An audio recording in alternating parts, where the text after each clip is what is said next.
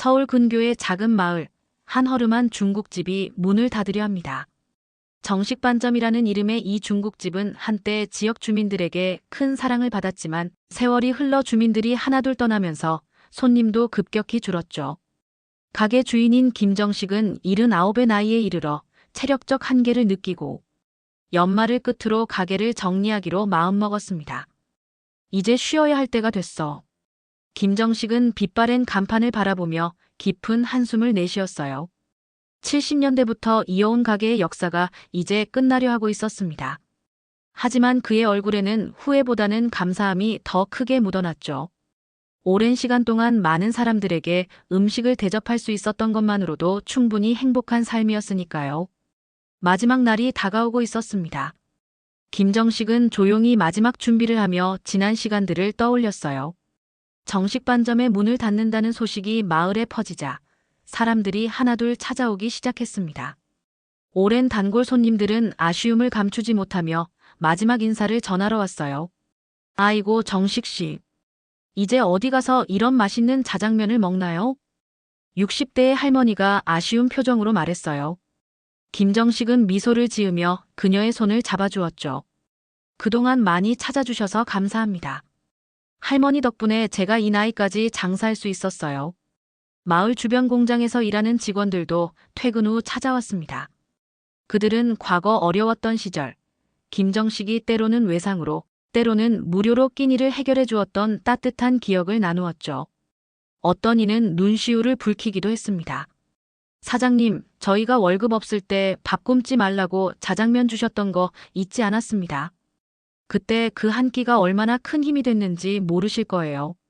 마지막 날, 정식반점은 오랜만에 사람들로 북적였어요. 김정식은 주방에서 쉴 새 없이 면을 삶고 소스를 볶았습니다. 손이 떨리고 허리가 아파도 그는 멈추지 않았어요. 마지막까지 최선을 다해 음식을 만들고 싶었으니까요. 정식 씨, 늙은이 혼자 그렇게 일하다 쓰러지면 어쩌려고 그래요? 오랜 단골이 걱정스러운 표정으로 물었죠. 김정식은 웃으며 땀을 닦았습니다. 괜찮아요. 마지막이니까 더 정성껏 해드리고 싶어서요. 해가 저물고 손님들이 하나둘 자리를 떴습니다. 각자의 삶으로 돌아가는 사람들을 배웅하며 김정식은 가슴 깊은 곳에서 울려오는 감사함을 느꼈어요. 그는 가게 문을 닫고 불을 끄려 했지만 마지막 손님이 아직 음식을 다 먹지 못했습니다. 김정식은 그가 식사를 마칠 때까지 기다렸죠. 사장님, 정말 감사했습니다. 건강하세요. 마지막 손님이 인사를 하고 떠났습니다. 김정식은 문을 닫고 텅 빈 가게를 바라보았어요. 수십 년간의 추억이 담긴 공간이 이제는 적막하게 느껴졌죠. 그는 주방 앞치마를 벗고 의자에 앉아 깊은 숨을 내쉬었습니다. 이제 정말 끝이구나 하는 생각에 눈시울이 뜨거워졌어요. 김정식이 홀로 가게를 정리하고 있을 때였어요. 그는 테이블을 닫고 의자를 정리하며 마지막 영업의 여운을 느끼고 있었습니다.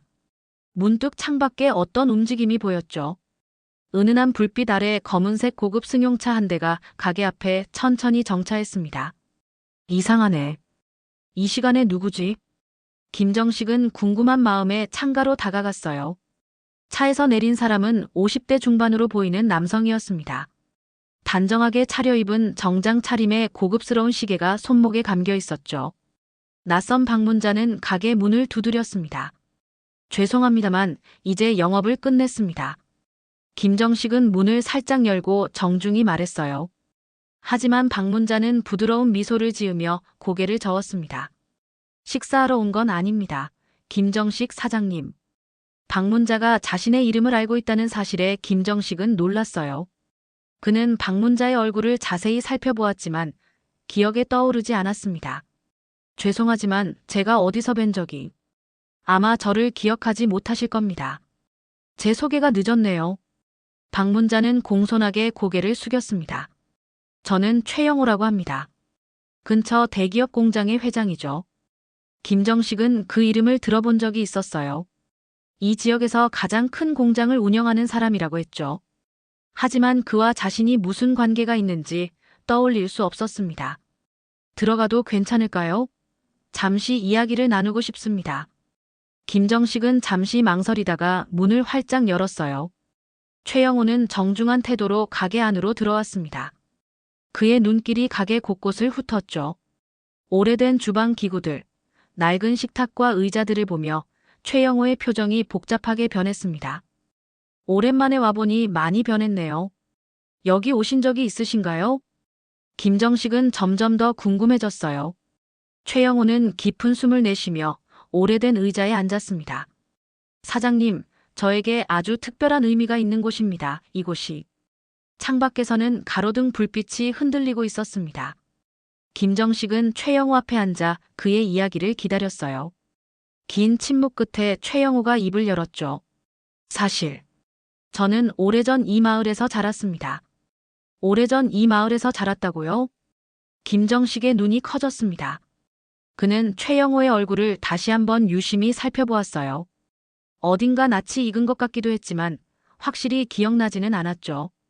네, 70년대 말에서 80년대 초까지 이 동네에 살았습니다.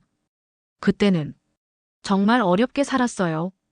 최영호의 목소리에 감정이 묻어났습니다. 그는 창밖을 바라보며 과거를 회상하는 듯 했어요. 어머니가 혼자 저를 키우셨는데 병환으로 일을 못하실 때가 많았죠. 그때마다 끼니를 거르는 날이 많았습니다. 김정식은 무언가를 떠올리려 애쓰며 고개를 끄덕였어요.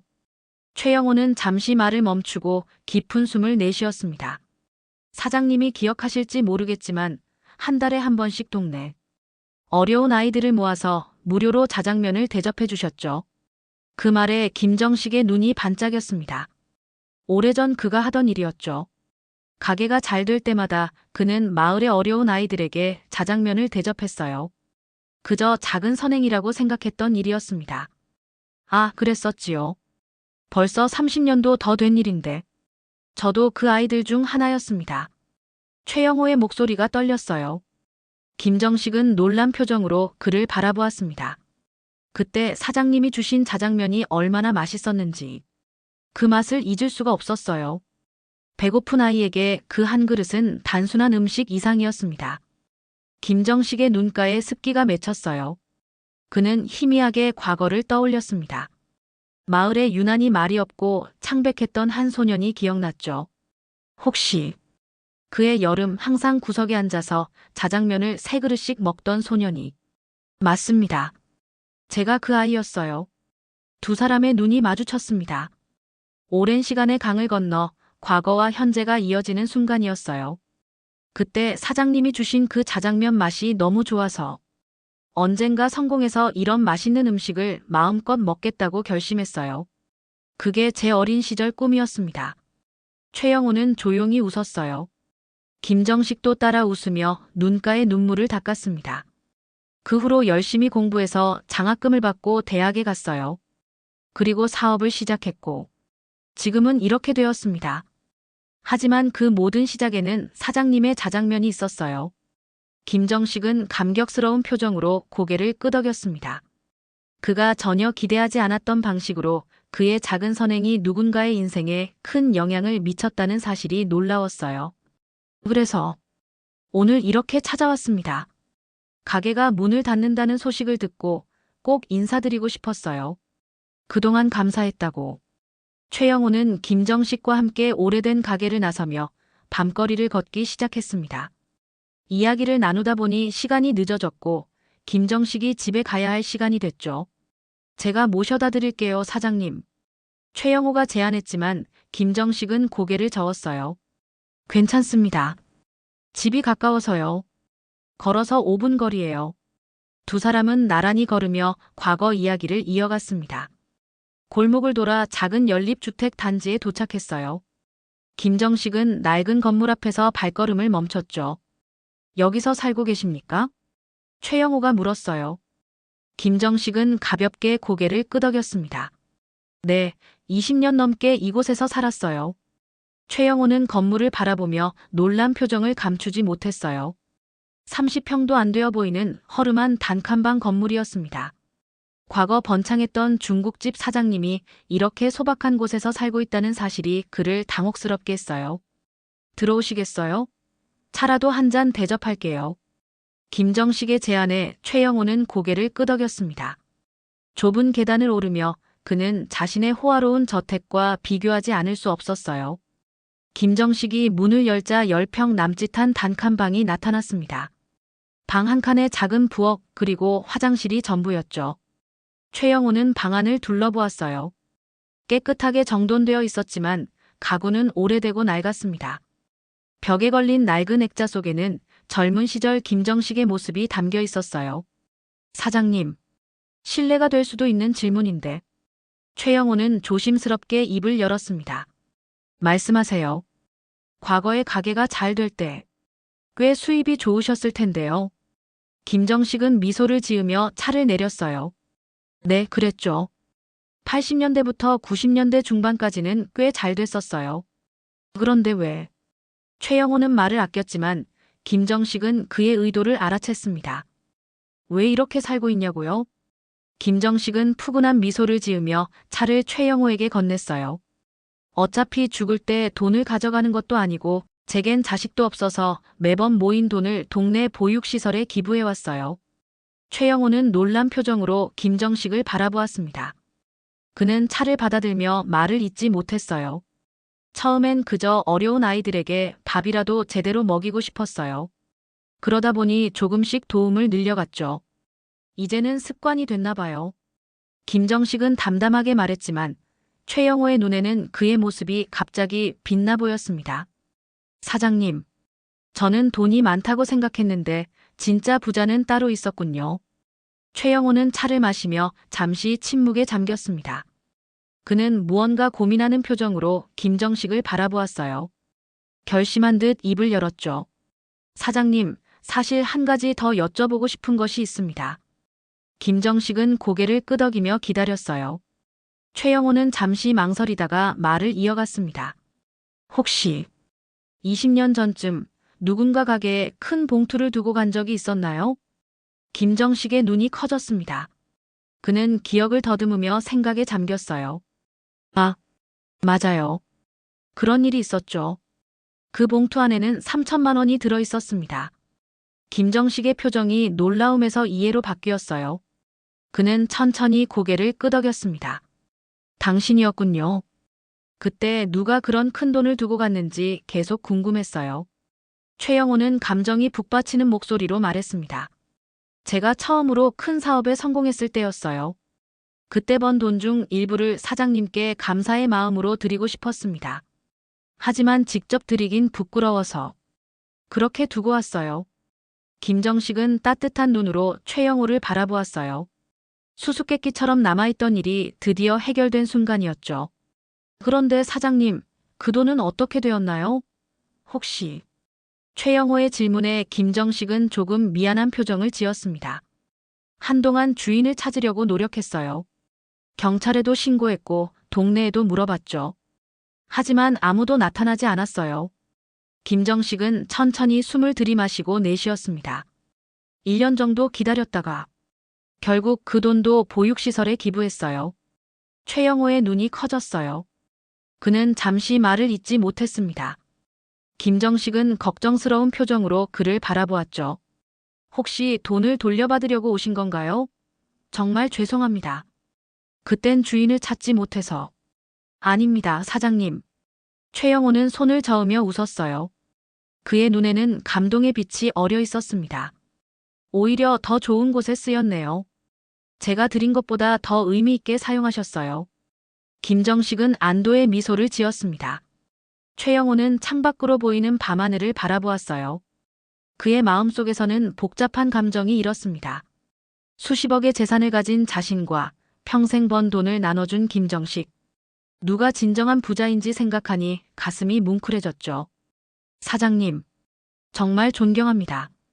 저는 돈을 벌기 위해 평생을 바쳤는데 사장님은 나눔을 위해 사셨으니까요. 김정식은 부끄러운 듯 손사래를 쳤어요.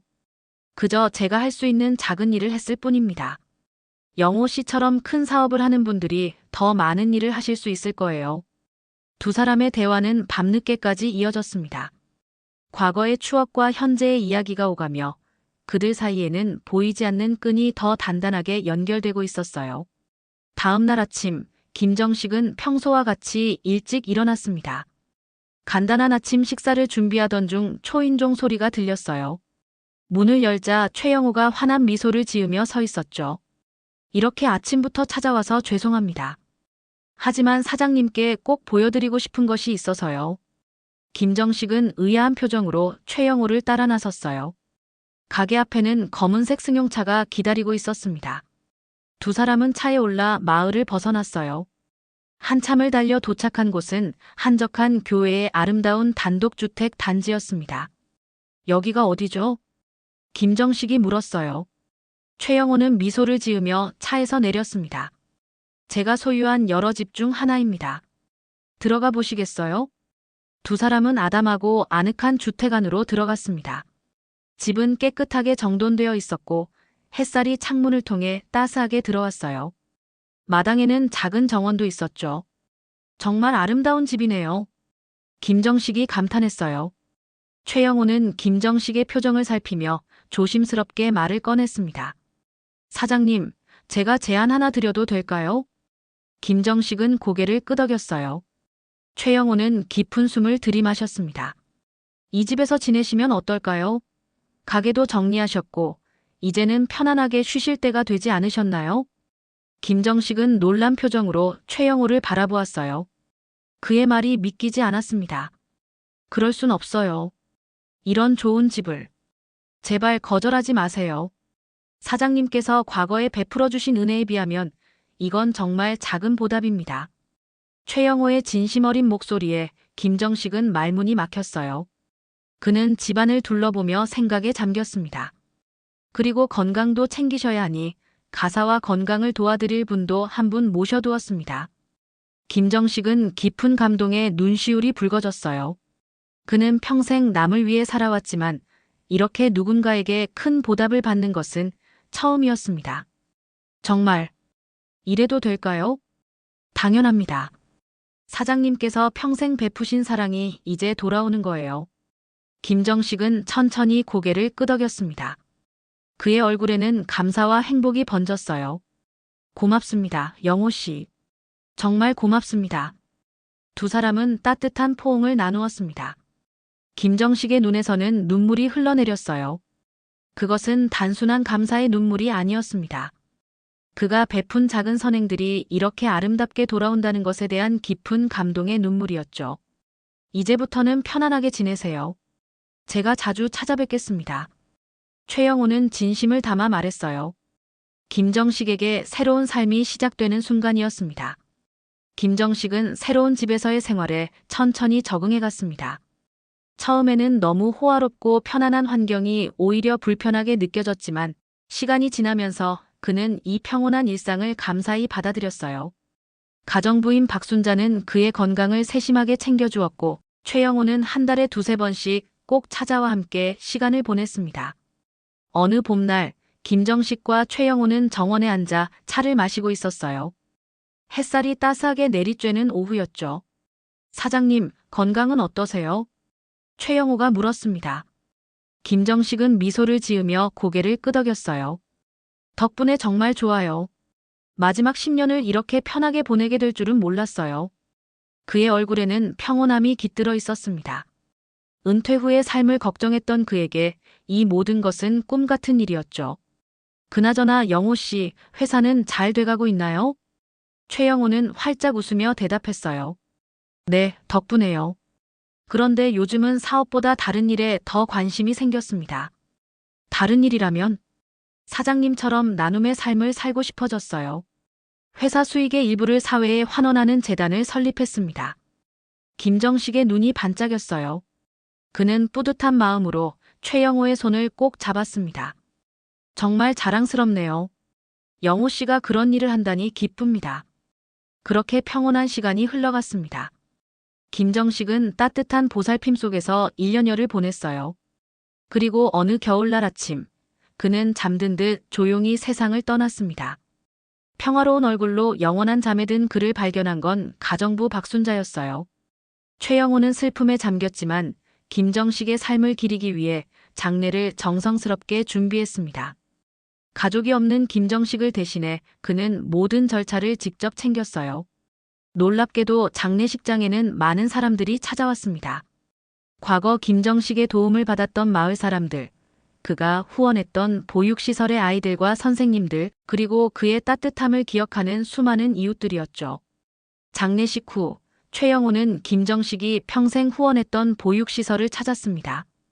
그는 시설 원장과 진지한 대화를 나누었어요. 앞으로 매년 큰 금액을 기부하겠습니다. 김정식 선생님의 뜻을 이어가고 싶습니다. 원장은 감격스러운 표정으로 고개를 숙였어요. 최영호의 제안에 따라 보육시설 한쪽에는 김정식의 초상화가 걸렸습니다. 그 아래에는 작은 동판이 놓였죠. 세상에서 가장 부유했던 사람, 김정식 사장님을 기억하며. 시간이 흘러 계절이 바뀌었지만 김정식의 이야기는 계속해서 사람들의 마음에 남았습니다. 최영호는 김정식의 집을 그대로 보존하며 작은 기념관으로 꾸몄어요. 그곳에는 김정식의 생애와 나눔의 철학이 담겨 있었습니다. 방문객들은 그의 이야기를 듣고 감동했죠. 어느 날 한 어린아이가 최영호에게 물었습니다. 아저씨, 진짜 부자는 어떤 사람인가요? 최영호는 미소를 지으며 김정식의 초상화를 바라보았어요. 진짜 부자는 얼마나 많이 가졌느냐가 아니라 얼마나 많이 나누었느냐로 결정되는 거란다. 그리고 한 사람의 작은 선행은 또 다른 선행을 낳게 된단다. 아이는 고개를 끄덕이며 초상화를 바라보았습니다. 김정식의 미소 속에는 여전히 따뜻한 빛이 담겨 있었어요. 그의 선행은 이제 수많은 사람들의 마음속에서 계속해서 이어지고 있었습니다.